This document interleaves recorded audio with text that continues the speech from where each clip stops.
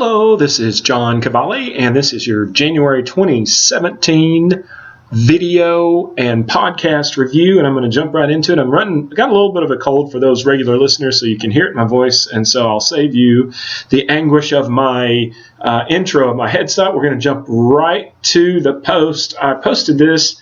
This is an abbreviation of a post that I did middle of the month, and man, it got a lot of popularity. I had several people print it out and use it, and several people from other areas of the world thank me for it. Okay, what is it? So let's stop. For those podcast listeners, what are we talking about? We're talking about a job change retirement checklist. Yes, over 30 years of doing this, we've developed a couple of items that we think are really important for you to have if you move jobs or retire.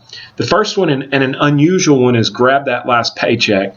The reason that we like to do that is oftentimes your W-2 is different than your last paycheck, and we like to reconcile that. It could be more or less bonuses, 401ks, things of that nature slip through there, and we like to have you be able to take a look at that. The next is RSU options and grants. The most important thing with all of this, is to make sure you have your eye on that. We're here to help in any way that you may need, and we've got access to a lot of this, but your RSUs, your options, and your grants, we don't want any of those to expire. And so if you're occasionally your time frames will change once you leave for retirement or job change, and we want to get your arms around those. The most important next point is the employee stock purchase plan. Most stock purchase plans are set up to go through a computer share or something like that. They're just a holding tank, and they're not super easy to effectuate a sale. We strongly consider moving those into something that we can control. Deferred comp. If you have deferred comp, then the thing to remember is, when is it going to pay out? What is it going to be this year, next year, 5 years from now? How much? And we just want to know that from our tax standpoint. The pensions change when you retire frequently or change jobs. Want to make sure not leaving any on the table. Make sure that they know where your address is. Make sure that you are knowledgeable about that. Health coverage. The next point is health coverage, and the most important part of that, I'm scrolling up here for those that are just listening.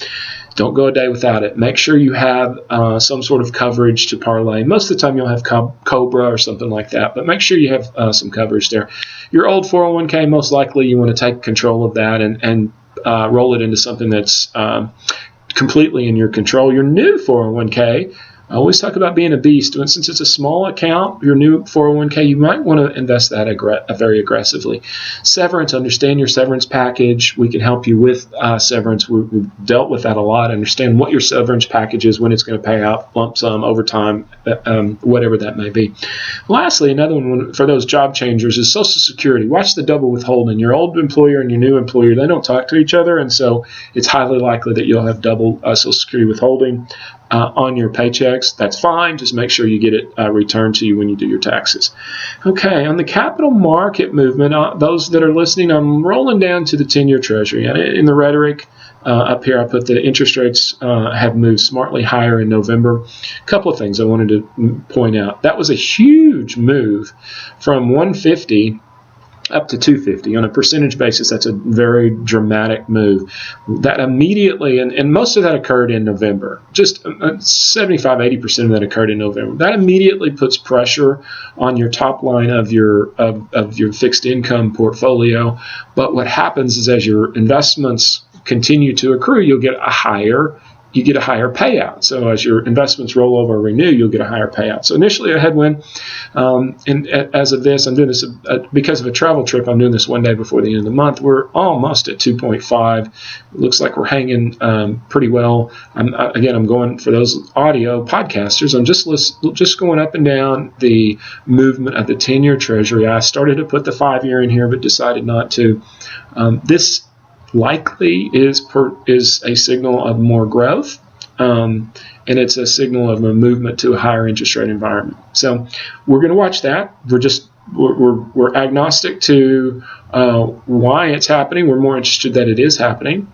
That is your January 2017. And so I started this out. It's kind of funny. How many of you have accidentally put 2016 on something? I have several times, so don't feel bad. We're January 2017. This is your audio podcast video review. Hope you enjoyed. Thank you for listening. Much appreciated.